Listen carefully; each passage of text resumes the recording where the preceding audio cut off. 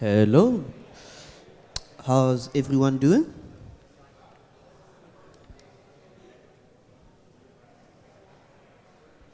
Cool. Okay, yeah. So I am Kgothatso,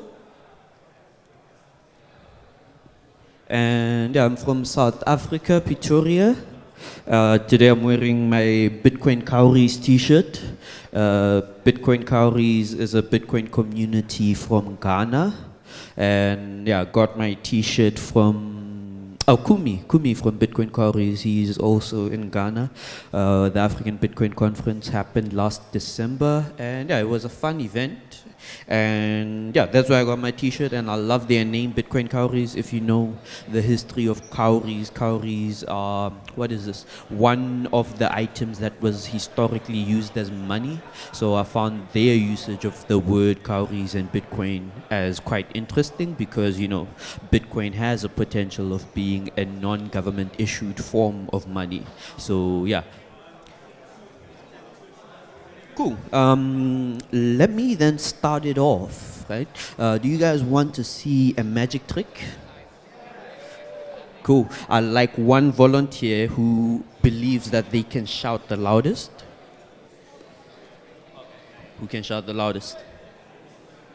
Uh, who can shout the loudest? Okay. Felix, I guess this would have to be you. Pick a card from a normal set of cards. Yeah. Let the people know what your card is. Oh, my bad. This is a Bitcoin conference, not a magician's conference, so I'm sorry. I'll ultimately, I'll show you the trick later, though, right? And yeah, so I'd like to play this video for everyone in attendance, and it's in the theme of magic, right? This is a video of somebody being shown their first Bitcoin transaction, and they had bought airtime. Sadly, there's no audio in this video. And ultimately, what happens is there's a certain joy you could hear when the person first sees, actually the airtime showed up and the Bitcoin transaction went through, right? And this joy for me is like the joy a person has in their eyes when they see a magic trick happen, right? So it's the joy of, basically it can still come through even without the audio, right? And that is that guy's first Bitcoin transaction, right? And well, it was Lightning to Bitrefill via USSD on a feature phone, right? And ultimately, I don't know that feeling, right? Because I can't remember my first Bitcoin transaction, right?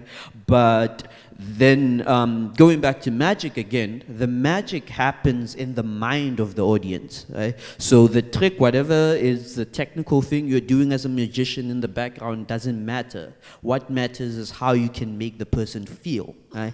And yeah, I want to try use more of the magic when building Bitcoin software. Like you can take away the complexity and just amaze a person, right? And yeah, the reason why I never got that feeling of joy is because my first Bitcoin transaction was an on-chain transaction, and it was very stressful.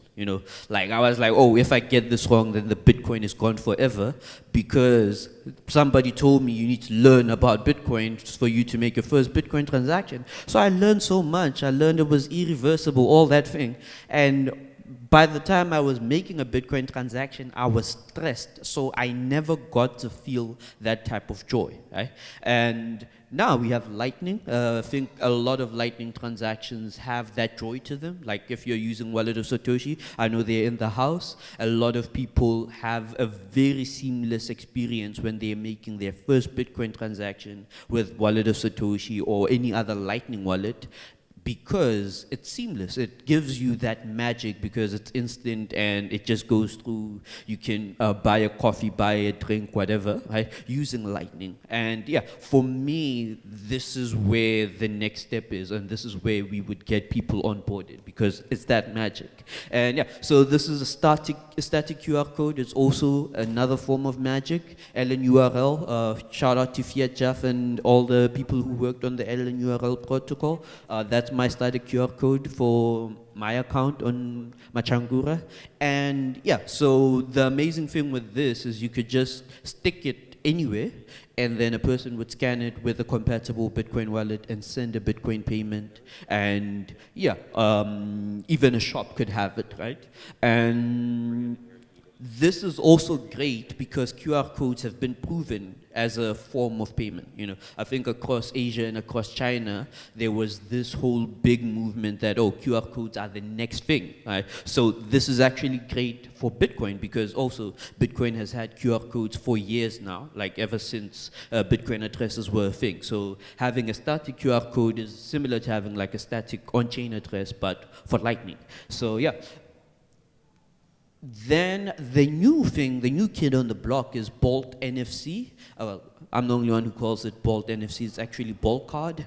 And Bolt Card gives Bitcoin tap to pay functionality, right? So if you have a Bolt Card device and a point of sale device, you can, instead of paying by scanning the QR code, you can just tap your Bolt QR code or Bolt NFC device, right? So if your phone has NFC functionality, you can make Bitcoin transactions using Bolt card technology. It's a protocol, open source, right? And yeah, then this thing over here is an old-fashioned credit card. Sorry, I need to take this out of my pockets. And yeah, this is my bank card. Right? This does not have the magic, right? Because if you're making a payment using this, you have to insert it, you have to then enter your PIN code, so on and so forth. Only recently did this get the magic by adding NFC functionality. So when I'm making a payment, I can tap and pay. Right? So I don't have to worry about my PIN anymore. Well, unless I'm making very expensive purchase, then my bank would ask me for my PIN before they authorize the payment.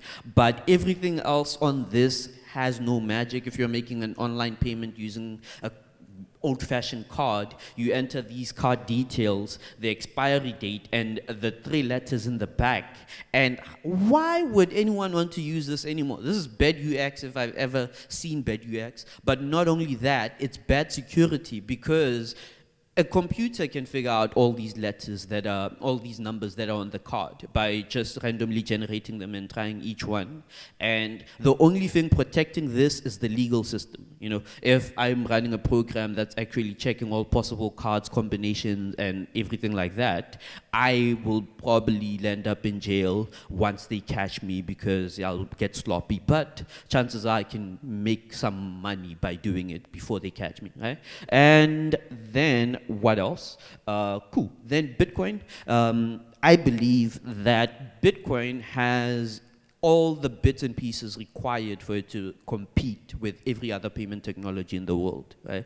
And the benefit is that Bitcoin is open source, right? So whenever you're trying to build anything, you can always find a reference implementation for the thing that you're building. Then we get to the story of Machankura, right? Let me see. Machankura is basically allows a person to use Bitcoin on any phone. We are a USSD interface. USSD interface is basically when you dial the number *284#. I think that's one of the codes in Vietnam, I'm not sure. But then you are presented with this text-based interface, text-based menu, and it's a prompt and response interface, right? So you get a prompt, which is option 1, send Bitcoin, option 2, receive Bitcoin, option 3, account details, so on and so forth. And then you enter option 1 so that you can send Bitcoin. And as long as you can input the text, you are able to use the interface, right? So one of the things, or one of the reasons this service exists is because of the Lightning address, right? That whole QR code you saw that I said it is my QR code, it's actually of my Lightning address, which is also an LN URL, right? So a standardized LN URL, and mine is sigidly at 833.mobi. And yeah, so then a user even on a feature phone is able to type it out, sigidly at 833.mobi. Right? Or Satoshi at 833.mobi. There's actually someone who's Satoshi. And Bitcoin at 833.mobi. Right? So Yeah, and a person on a feature phone is not able to scan a QR code. So a Lightning address is quite important because then they are also able to make payments to somebody else. And they could make a payment to a Wallet of Satoshi user. They could make a payment to a Blix wallet user because Blix now has Lightning addresses, right? So this is then interoperable. And oh, by the way, Machankura is a custodial Lightning service, so we don't. For now, the user does not have the ability to keep private keys on their device, right? So we keep the Lightning on behalf, or the Bitcoins on behalf of the user, and send the Lightning transactions on behalf of the user, right? And yeah, so we also have integrations with Bitrefill so that a person could buy the airtime like you saw in the video, and integrations with the Steco so that the person could acquire their first Bitcoins, right? Because the question is, how does a person with a feature phone buy or create an exchange account, right? So an exchange account usually requires you to have an internet connected device.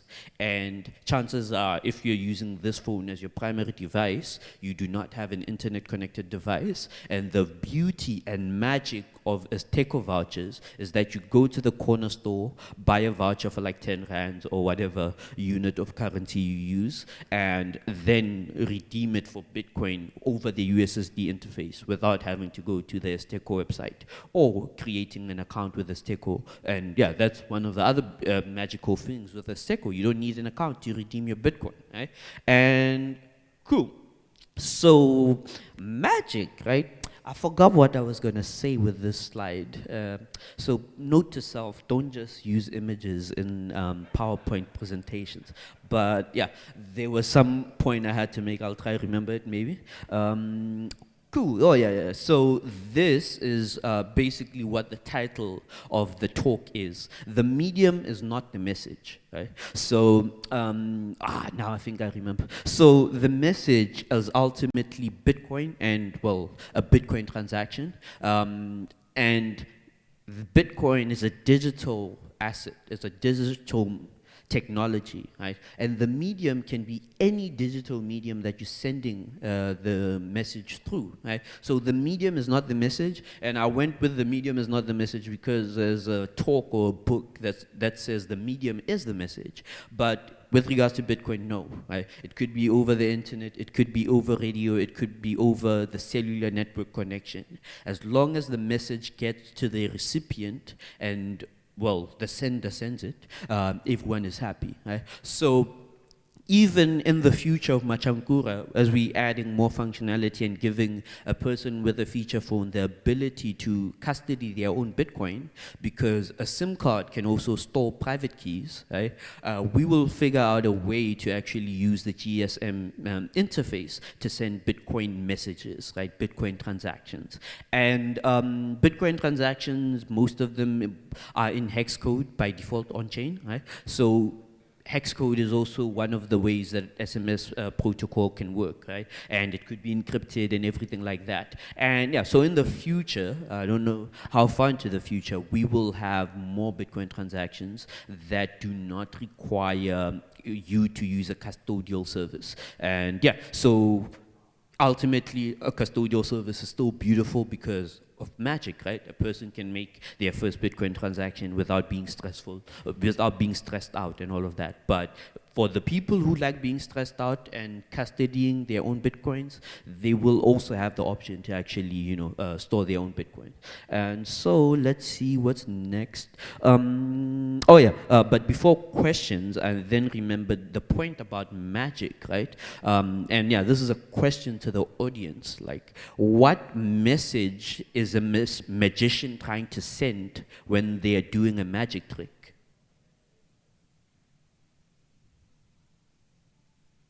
Right. So I'll repeat the question. What message is a magician trying to send when they are doing a magic trick? Right. Cool. I'll be here all day, so if you have a response to that, feel free to come through and we'll have a conversation. But for now, if you have any questions for me, feel free. This is now my question segment, and otherwise I can ramble on for 5 more minutes, and yeah, I have other stories to tell. Let's open up the floor to the little Q&A session here, guys. I think you know what Machankura is doing. I think is super innovative and super amazing. So I'm sure like Lightning over feature phones. I had a ton of questions when I first met him in El Salvador. So I'm sure there are people in the crowd who have questions. And Muzz has put up his hand here, and he has a good question to ask. So think on something, because trust me, there's many, and I'll be filling some in. So with Machankura, how do you expect everyone to onboard? What is the cash onboarding? I know you mentioned Azteco. They're not really all over Africa, at least not right now. How do you see people with feature phones actually getting their first sats and actually using Bitcoin? Yeah. So yeah, ultimately, I would prefer not to think about that, right? I would prefer not to focus on that because ultimately, if Azteco manages to roll out in other African countries like it has rolled out in South Africa, where a person can go to the corner store and buy a Bitcoin voucher and just redeem that for Bitcoin via the USSD interface, that is the most ideal way of going about it, right? But alternatively, if a person sets up something similar to a mobile money agent network, right? And if you've been to Africa, you may have seen quite a lot of kiosks or what is this, benches, where people are mobile money agents. And if you're using mobile money, you can go to them with cash, and then they will give you a mobile money token in return, right? So something like that would also work, right? I personally feel that is not necessary if you have a system like Azteco, because then every store can be a onboarding mechanism for Bitcoin, right? But if you then have to set up a mobile money agent network, but for Bitcoin, that is the other ideal way to go about it, because you can then have as many agents as you would need. A lot of mobile money operators, Wave being the most recent one, and Wave doesn't have a USSD interface, by the way, made sure that they set up a mobile money agent network, because people want and usually desire the need to swap out between cash and the ideal token. So I believe if you are actually going to make it in South Africa, you would set up an agent network where people could just go with cash or with Bitcoin and trade it, right? So yeah.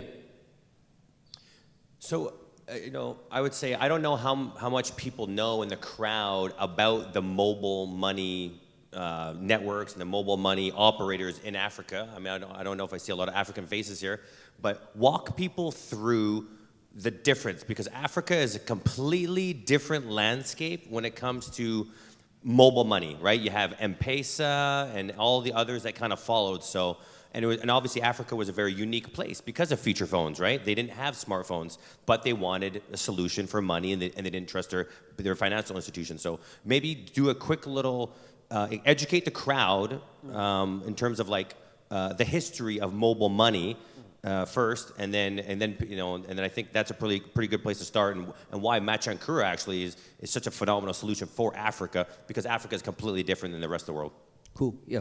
So back in 2008, 2007, as Satoshi was working on Bitcoin, a company called Safaricom in Kenya was developing a mobile money technology called M-Pesa, right? So mobile money is a way to make digital payments without internet-connected devices, right? It's pretty much where I also base my implementation on, right? And the reason why mobile money became a thing is because, well, a few reasons. The first one being a lot of people at the time were unbanked in Kenya, well, across the African continent. And the reason why they were unbanked is because for you to have a bank account, you need to KYC.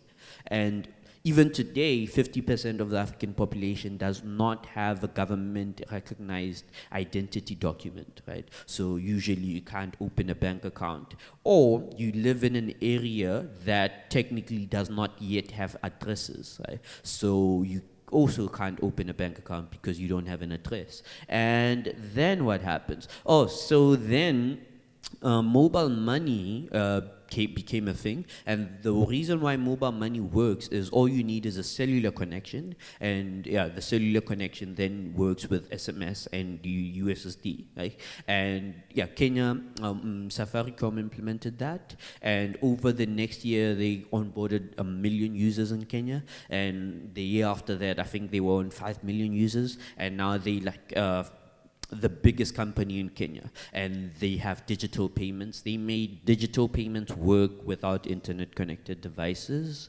And the other reason why USSD is such a major thing is because 30% today, right? Only 30% of the African population has access to the internet, whether it's on mobile or via desktop connection.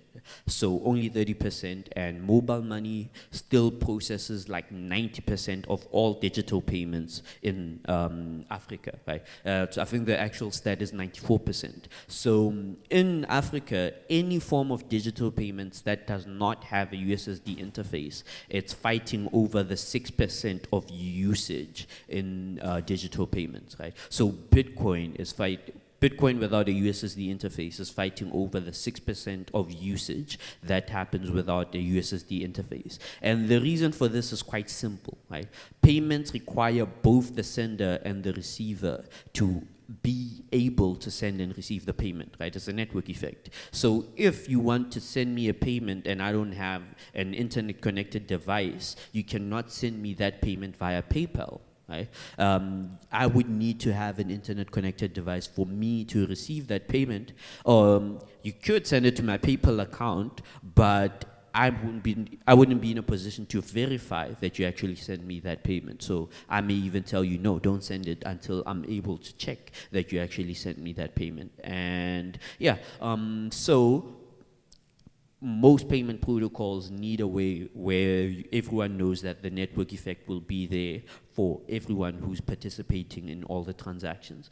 Both the sender and the receiver have the ability to send and receive. So yeah, that's why a USSD interface became so big, mobile money became so big, and yeah, Besa or Safaricom actually wrote the playbook for how to roll out mobile money, with the mobile money agents, with the users onboarding, with USSD, so on and so forth. And they also, by the way, store the private key on the SIM card. So if they don't want to have any counterparty risks, all the mobile money is stored on the SIM card's private key, right? So ultimately, the most ideal version of Machankura is being rolled out by a telecom, because then the telecom is able to not have counterparty risk, and yeah, the users can self-custody their bitcoins. And yeah, there's a few missing pieces, like the interface, the GSM interface does not have a standardized manner to share blockchain data in a not too data consuming fashion.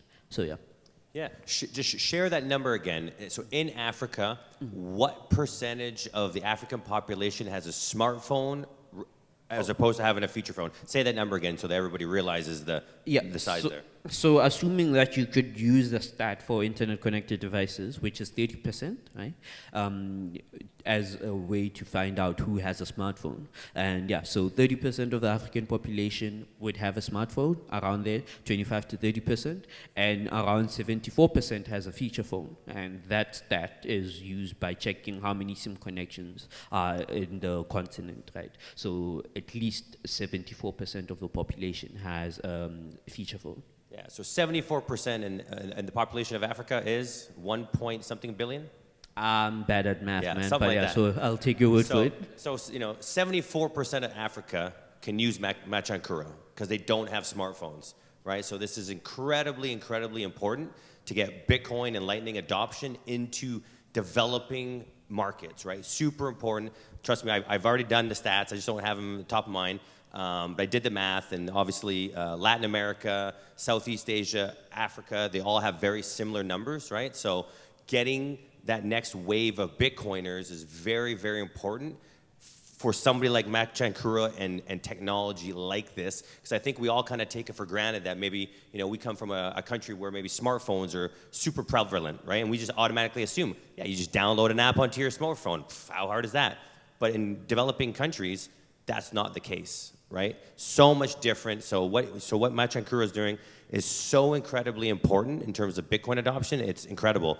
So I'll ask you one more question. It would be, so M-Pesa, right, which was obviously, like you said, the originator of SMS and mobile money in Africa, and kind of led the charge with that first payment wave of mobile money. You know, now smartphone penetration in emerging markets is increasing. And I noticed that M-Pesa now has a smartphone app, right? Because more and more Africans can now afford a smartphone and have been upgrading their phones. But so knowing that, how long, or is there any fear that maybe mobile money on feature phones will die, or what's the timeline? Is that 20 years from now, or walk me through, because I know we've had this conversation, so like, why are maybe people have two phones, one for something else, so walk us through the evolution of like the smartphone adoption in Africa. Cool. So yeah, multiple ways to answer that. The first one is basically that, yes, right, due to the network effect of sending a payment, a person may have a smartphone but still use the USSD interface, right? They would use the app for their own convenience for scanning QR codes and stuff like that, right? And then with regards to the question of smartphone adoption across the continent, okay? Sadly, and this is my opinion, right? This is no stats. This is just my belief on the topic, right? Sadly, a lot of national currencies in Africa are not that good, right? I'm talking about the Uganda shilling, the Malawi kwacha, or the Zambian kwacha, so on and so forth, right? And the South African rand, even. I'm from South Africa, right? So when what's the word? Opportunity of basically being an entrepreneur that brings smartphone usage to the African continent presents itself, the question is, after you succeed, how do you move the profits out of Africa? Right? Chances are you're going to have a very hard time moving that money because capital controls are a thing. And yeah, even doing business in Africa is not too easy for a lot of people. A lot of investors don't even like sending money into the continent, right? Because of obvious reasons. A lot of African countries have had a history where they confiscate investor money for whatever reason, if there's a coup or whatever reason, right? So I am of the opinion that we will not see the development like that, where smartphone usage spikes until we fix the currency situation on the African continent, right? And yeah, so how do we fix the currency situation on the African continent? Well, I think Bitcoin is an option, a very good one. And yeah, so maybe then we will see that surge of smartphone usage like we saw in India, where there was a huge shift away from feature phones onto smartphones. And it was done very well because I think iOS was like a midpoint between a smartphone and a feature phone. So you could have smart apps, apps on a feature phone, but a selection of apps on a feature phone that were written in HTML5 or whatever. And then over time, people transitioned fully onto smartphone usage, right? And yeah, so I don't know if something similar to that could happen in Africa. If it happens, it would have to happen internally within certain countries, but a question of could it happen to the whole continent? I don't know, because currency is an issue, right? And yeah, so that's my opinion on the topic, though. So what you're saying is basically Samsung and other smartphone and Apple phone manufacturers, they should be pushing Bitcoin because Bitcoin could be the driver of smartphones in a way. So they should be proponents of Bitcoin all throughout emerging markets because that'll get them to buy new handsets. Yes. That's basically what you're saying. Yeah, and even Starlink launched in Nigeria. Right? So I don't know who knows about the capital controls in Nigeria, but I think a person can only spend like $20 a month. And Starlink accepts their payment in dollars, right? So however big the Nigerian population is, Starlink can only get customers from people who are able to send it their monthly subscription in dollars because they receive dollars, right? So this is usually people who work remotely and live in Nigeria and have like a PayPal account. But the average Nigerian who earns in Nairas is not in a position to first and foremost pre-order the Starlink satellite by paying $99 because $99 is way above the $20 limit, right? So then the question is, why is Elon Musk not accepting Bitcoin payments, at least for Nigeria, where half the population will not, more than half of the population will not be in a position to order the Starlink satellite since they cannot make that dollar payment, right? So yeah. Awesome. We have some time for some Q&A. I'm sure, I've been, poking and prodding and doing some of the questioning myself, but let us know if does anybody in the crowd have any questions pertaining about Africa, Bitcoin. You got a guy on stage here who knows a lot about what's happening, boots on the ground. Going once, going twice. Oh, we got one here. Okay, here we go. Hey, very cool stuff. So how do you estimate the risks of the carriers potentially blocking these USSD channels for either commercial, like competitive or anti-competitive reasons, or like kind of legal, jurisdictional, regulatory? Well, it's very high. We have already lost the USSD code. The service was live in Tanzania. And what had happened was we went viral, right? So I think on Sunday on Saturday we have like 12 total users. On Sunday we had 300 registered users. On Monday we had 400 new registered users. And by Monday afternoon, the service was down because users started saying that, Vodacom is integrating Bitcoin via Machankura, but we were not doing that because we were separate from Vodacom. We were just a USSD service that was accessible on Vodacom's infrastructure, similar to how you access any website on Vodacom is the ISP.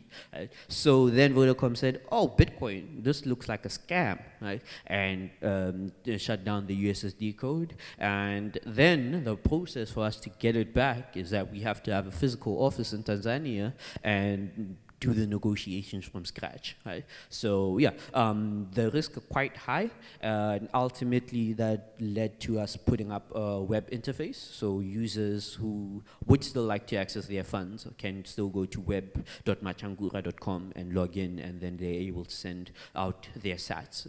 The sats are still there, and yeah, they will always be there for as long as the service is running. And yeah, the risk is quite high because, of course, even if you look at the fact that most of the telecoms in Africa run a mobile money system, they are incentivized to actually not allow it to function, right? So yeah. Awesome. I got time for one more question if anybody has one. If not, we have a 22-minute break for lunch. Lunch just got served. Lunch is available from 11 till 2. So we have local cuisine, right? So there's pho, there's banh mi, there's a whole bunch of phenomenal stuff. So we have 22 minutes. Grab your lunch, chow it down. If you don't have time to finish it, bring it in here and finish it. So the next speaker will be going on at 11:30. And thank you, everybody, and thank you for speaking. Thank you very much for having me.